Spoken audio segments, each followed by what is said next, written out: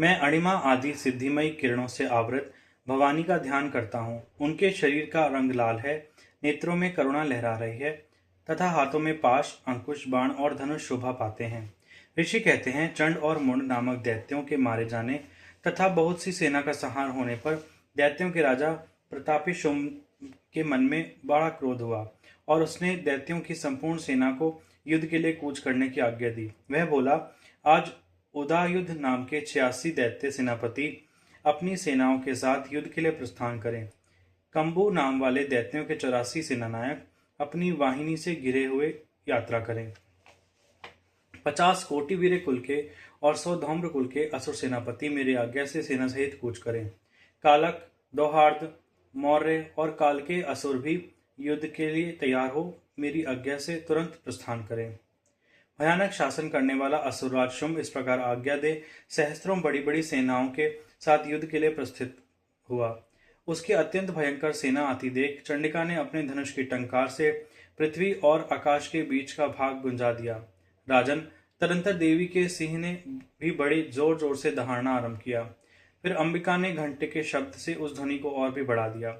धनुष की टंकार, सिंह की दहाड़ और घंटे की ध्वनि से संपूर्ण दिशाएं गूंज उठीं। उस भयंकर शब्द से काली ने अपने विकराल मुख को और भी बड़ा कर लिया तथा इस प्रकार वे विजयिनी हुई। उस तुमुल नाद को सुनकर दैत्यों की सेनाओं ने चारों ओर से आकर चंडिका देवी, सिंह तथा कालिका देवी को क्रोधपूर्वक घेर लिया। राजन, इसी बीच में असुरों के विनाश तथा देवताओं के अभ्युदय के लिए ब्रह्मा, शिव, कार्तिकेय, विष्णु तथा इंद्र आदि देवों की शक्तियां जो अत्यंत पराक्रम और बल से संपन्न थीं, उनके शरीर से निकलकर उन्हीं के रूप में चंडिका देवी के पास गईं। जिस देवता का जैसा रूप, जैसी वेशभूषा, जैसा वाहन है, ठीक उसी साधनों से संपन्न हो उसकी शक्ति असुरों से युद्ध करने के लिए आई। सबसे पहले हंसयुक्त विमान पर बैठी हुई अक्षसूत्र और कमंडलों से सुशोभित ब्रह्मा जी की शक्ति उपस्थित हुई, जिसे ब्रह्माणी कहते हैं। महादेव जी की शक्ति वृषभ पर आरूढ़ हो, हाथों में श्रेष्ठ त्रिशूल धारण किए, महानाग का कंकण पहने, मस्तक में चंद्र रेखा से विभूषित हो वहां आ पहुंची। कार्तिकेय जी की शक्ति रूपा जगदम्बिका उन्हीं का रूप धारण करके श्रेष्ठ मयूर पर आरूढ़ हो, हाथ में शक्ति लिए दैत्यों से युद्ध करने के लिए आई। इस प्रकार भगवान विष्णु की शक्ति गरुड़ पर विराजमान हो शंख, चक्र, गदा, शार्ंग धनुष तथा खड्ग हाथ में लिए वहां आई। अनुपम यज्ञ वाराह का रूप धारण करने वाली श्रीहरि की जो शक्ति है, वह भी वाराह शरीर धारण करके वहां उपस्थित हुई। नारसिंही शक्ति भी नृसिंह के समान शरीर धारण करके वहां आई। उनकी गर्दन के बालों से झटके से आकाश के तारे बिखरे पड़ते थे। इसी प्रकार इंद्र की शक्ति वज्र हाथ में लिए गजराज ऐरावत पर बैठकर आई। उसके भी सहस्र नेत्र थे। इंद्र का जैसा रूप है वैसा ही उनका भी था।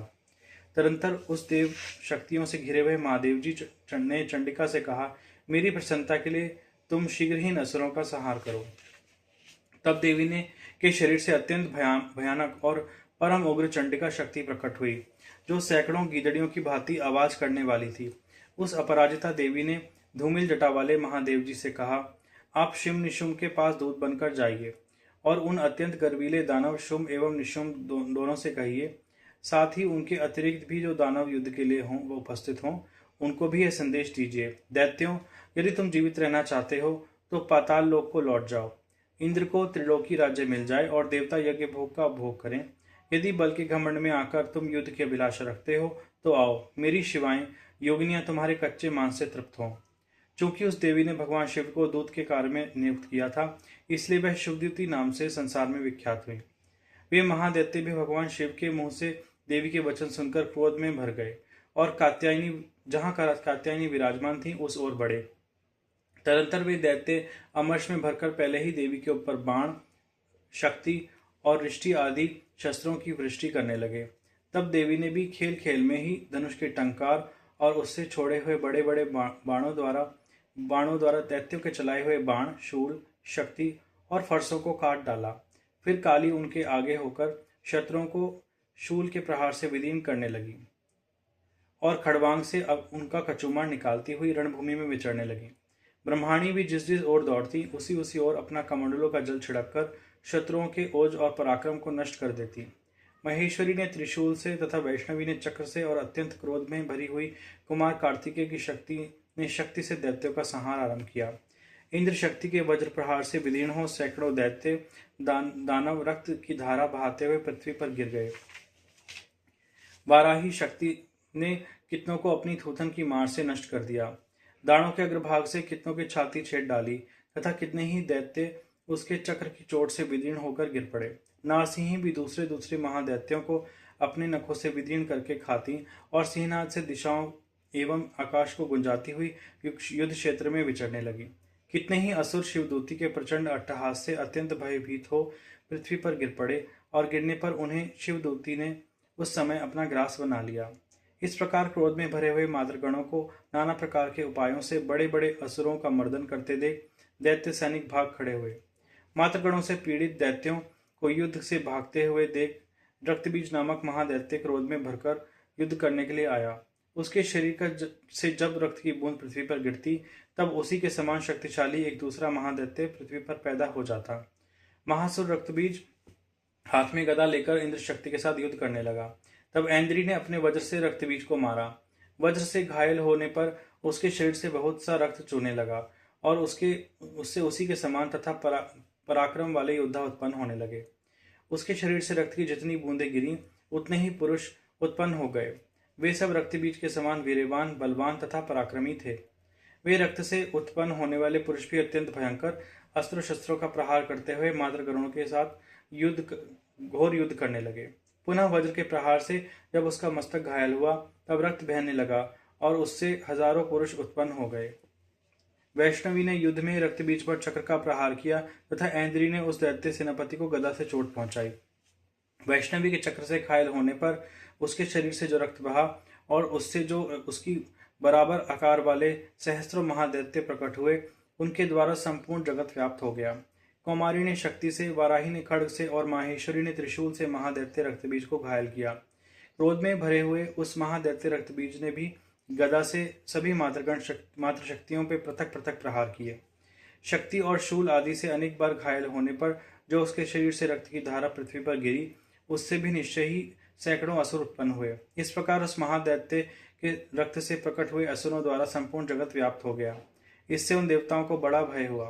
देवताओं को उदास देख चंडिका ने काली से शीघ्रता पूर्वक कहा, चामुंडे, तुम अपना मुख और भी फैलाओ तथा मेरे शस्त्रपात से गिरने वाले रक्त बिंदुओं और उनसे उत्पन्न होने वाले महादैत्यों को तुम अपने इस उतावले मुख से खा जाओ।